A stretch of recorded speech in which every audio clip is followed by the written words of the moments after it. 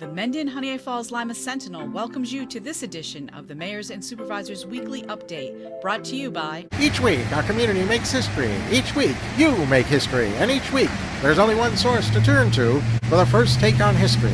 You know what that is? Subscribe to the Sentinel right now to discover the history being made in your own backyard.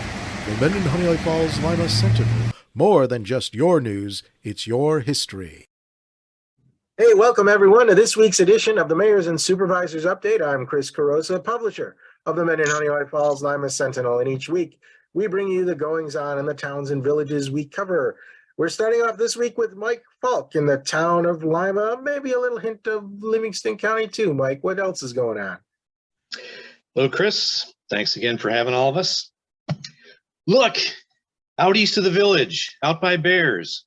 Is it a trailer? Is it yellow? Yes, it is the Yellow Onion. This is a new food truck that serves both Mexican and Italian cuisine at lunchtime, Monday, Wednesday, Thursday, and Friday. Completely yummy. Swing out by Bears. You can eat your lunch on the Bears playground and enjoy that too. July 4th festivities at Mark Tubbs Park here in Lima include family games, a story walk, sponsored by the Lima Public Library, where you actually walk through the park and read the children's story a page at a time. The glow stick giveaway by the Crossroads Council, hot dogs and drinks by Lima VFW Post 26, and all that starts about 6 p.m. Expect to park over at the Crossroads Church and either walk or be shuttled over to the park. Fireworks, sponsored by the town and village of Lima, will start about 9:30 when it is dark. If you are home for the summer from college and you're outgoing and you would like to spend some time by Canisius Lake, they are looking still for 2 watercraft inspection stewards. This summer job is exciting. It's $15.65 an hour, and it does require a Friday through Monday work schedule, but it is 40 hours a week, and it does protect our lakes from the invasive species and helps educate the boaters and all that. If you think that's something that you would like to do, give Mallory Broda, B-E-R-O-D-A, a call, 585-735-5978, and she can talk you through getting your resume and things in. If you are a veteran, there are some exciting things coming up for you to do. You do not necessarily need to be a Livingston County veteran because some of these programs bleed over the borders quite easily. There is a group photography field trip where you would actually learn the basics of photography. That's on Wednesday, the 12th of July. That's going to be down in Naples. There is a coffee meetup, veterans only, at Brian's USA Diner on July 17th. And that is at 7 a.m. There is a Canandaigua Lake charter fishing experience for veterans only, July 21st at 6 a.m. And there is a Hemlock Lake kayak fishing experience, which is a veteran and family event that starts at 9 a.m. So if you are interested in any of these things, you could either call or text 585-200-9742, or you can go to livecovets.com and sign up there. And that's all I've got, Chris. All right, thanks, Mike. Rick, over to you. Honeoye Falls and County of Mendon, what's going on there? Well, thanks very much, Chris. Great to see everybody. Just a few things to go over today.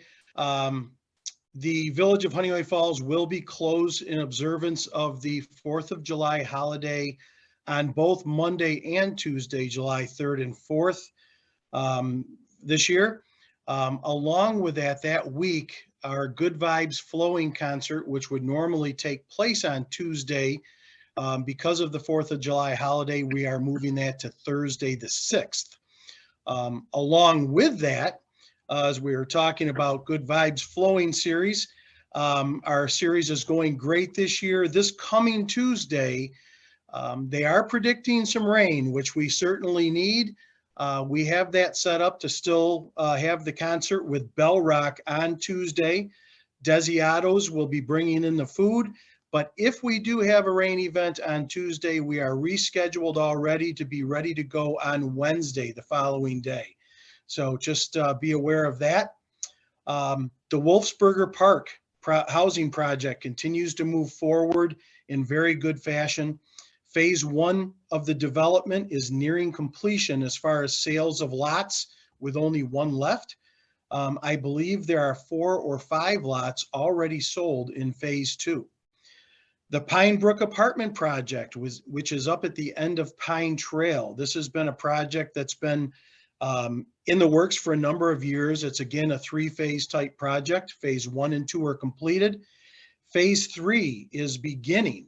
And that will be the final phase of this project. There will be 3 more units built. 2 buildings will house 16 units and 1 will have 12. So there will be another 42 apartments, which will complete this project. And this project has gone very well. The developers and the owners are really doing a great job. On Friday this week, we have had a lot of crosswalks being repainted in the village. The state kind of didn't give us a whole lot of notice on this, and they are doing that have been doing that on Friday, and it does create a little bit of an issue for some people. Certainly the traffic gets backed up a little bit, so we're apologetic for that, but we've got to get this done. It's really for the safety of people crossing the roads. The Bleak Book House, which we were talking about earlier, is having its soft opening, or has had its soft opening this weekend. We're really excited about this new store opening up in the village, and please, I hear they're going to have some 80,000 books in this bookstore. Make sure you take some time to get there, whether if you didn't make it over the weekend, get there in the upcoming week. Welcome them to the village community, to the area. We're real excited to have them here, and the place looks absolutely fantastic if you've been able to peek in the windows. Lastly, for the village, I just want to mention that this coming week is the last week for Village Clerk Treasurer Gina Hurley. She is retiring. Her last day of work is Thursday, June 29th. Please stop by the office or send her a note, wish her well. She has served our village since 2006, and we will surely miss her. So we welcome Gina into her next step, and we wish her all the best. For Monroe County, there's always a lot going on. This is the time of year where we're approving a lot of projects, where we're making sure that projects are being funded. And this is also a time of the year where we seem to get a lot of grant money coming in for a lot of the programs that take place throughout the county. So we're very busy with that. But this past week, I was able to attend the Council of Governments meeting.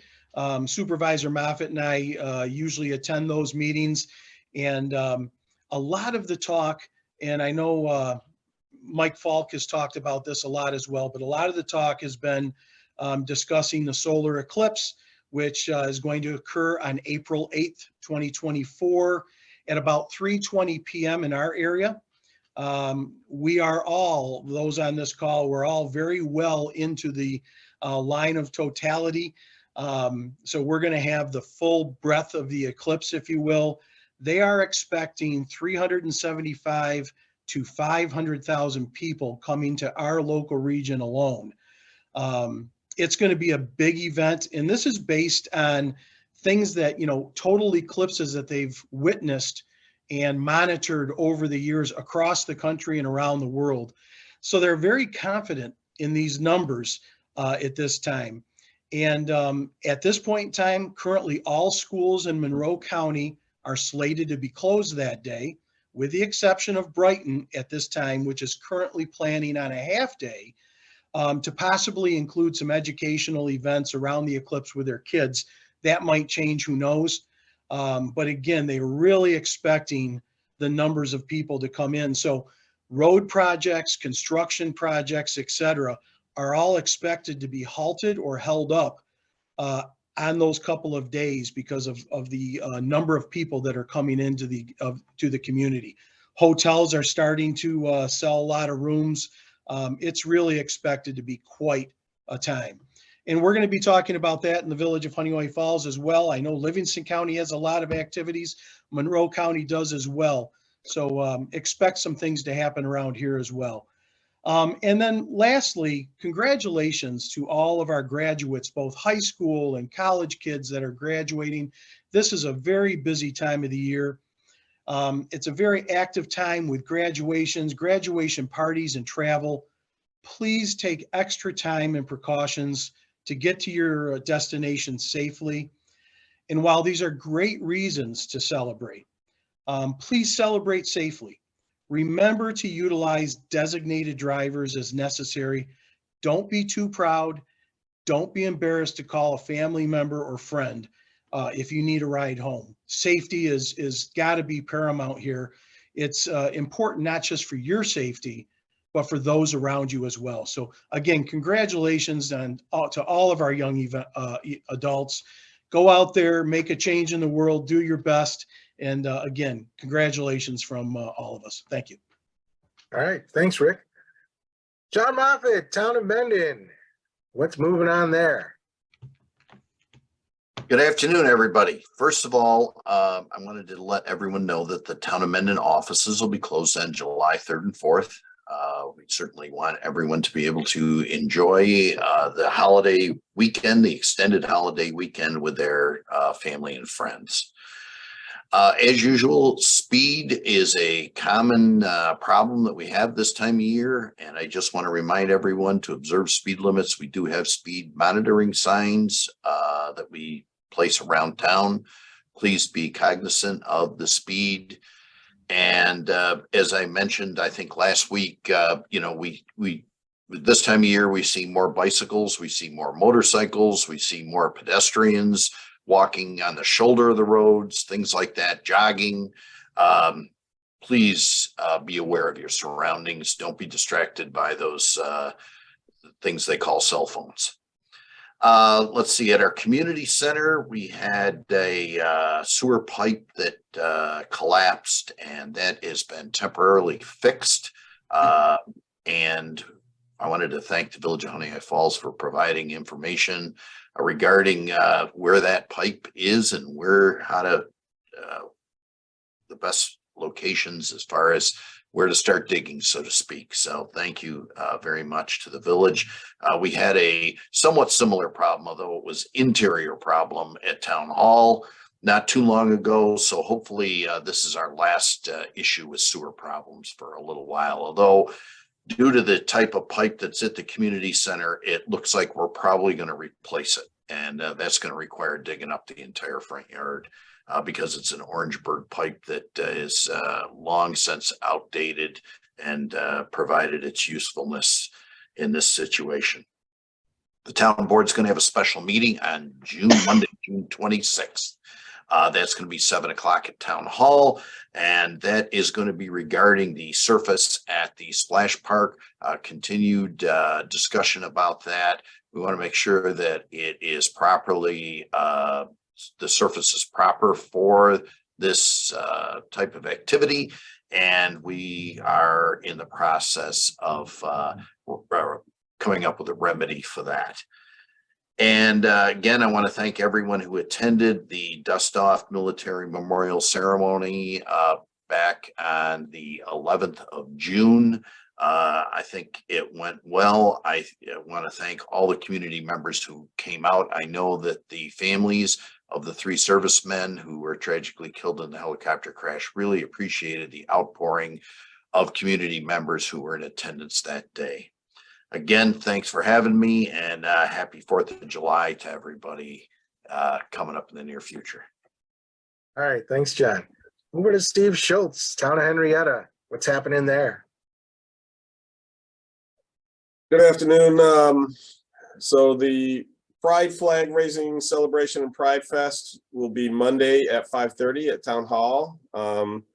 As forecasts are calling for the potential of heavy rain and or thunderstorms, we have fallback plans in the works, either Town Hall or at the rec center. We're putting the finishing touches on the planning for our 4th of July celebration. Basically the schedule is we have a craft show and garage sale at the senior center from 9 a.m. to 2 p.m. Children's activities and entertainment beginning at 4 p.m. The band Uptown Groove will be playing on the main stage from 5 p.m. to 7 p.m. Food trucks and other vendors and entertainment throughout the early evening. The band Brass Taxi takes the stage at 7:45 p.m. and plays right up until the start of the fireworks show, which begins at 9:45 p.m. The town hall is closed in observance of the 4th, although obviously a lot of the employees will be working the event itself. The town is starting the education and information portion of our participation in the Community Choice Aggregation or CCA program, so that residents will can understand their options with regards to opting in or out, and what negotiated fixed rate supplies, whether conventional, 100% renewable, or 50-50 blend, are available to them. So that's going out in the town newsletter, which should go out this weekend, and we will also have more information on our website.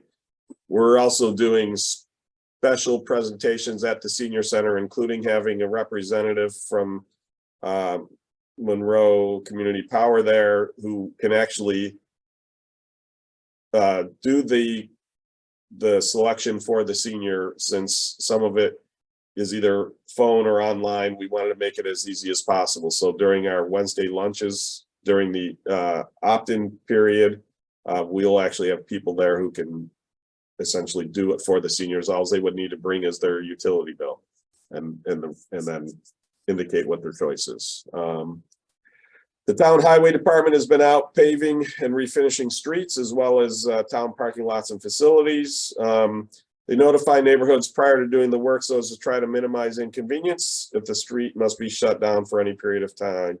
And they work hard to keep road closures at a minimum. So typically we close a lane, not the whole road, and we try to keep that closure as short as possible. But on really hot, sunny days, the stuff stays tacky a little longer, and so it has to stay closed a little longer.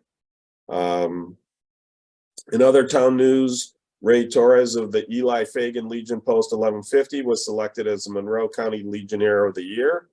The Henrietta Moose Lodge 2290 received their special use permits for their summer's slate of picnics, concerts, raffles, and other events, including their honor ride on July 22nd. The Henrietta Elks Lodge 24 is holding Music Fest 2023 to benefit Honor Flight Rochester on July 19th. The Fairy Godmothers wrapped up a successful season, helping 550 girls from 81 different schools across Monroe County find high quality but inexpensive prom dresses for those who might not otherwise be able to afford them. And the URMC's new facilities in the Marketplace Mall, which had their official ribbon cutting the end of last month for the new orthopedic center, have been so successful that we are already in discussions with them, because they are looking to add a pediatric center to the mall as well. So, and you know, the great thing is we're seeing growth in the mall, especially in the food court. But even some stores are starting to come back to the mall. So it's great to see that the revitalization that is occurring because of the efforts of the mall. And we even have a senior living apartment going in there. Oh, that's one of the things I wanted to mention, that we do have we are scheduling a fair, senior housing fair, I think we're calling it, at the senior center. We're reaching out to all of the providers of senior housing in the town to be there, to be able to essentially have a table there and share with seniors details about their facilities in case any seniors have an interest in exploring a change in living. You know, a lot of seniors are considering downsizing. And so this will give them an opportunity to learn what's available in town. So that's it. And All right. everybody has a good weekend and I guess we'll be on one more time before the 4th. That's right. So my red, white, and blue will be perfect for that. All right. Anybody else have anything to add before we call it a show? Seeing nothing, well, I thank you guys for being here. Thank you all for listening. Remember, the show airs every Sunday at 1 p.m. If you like our Facebook page or if you subscribe to our YouTube channel, you will be notified when the show airs so you won't miss anything. That's it for this week. We'll see you all next week. Bye-bye for now.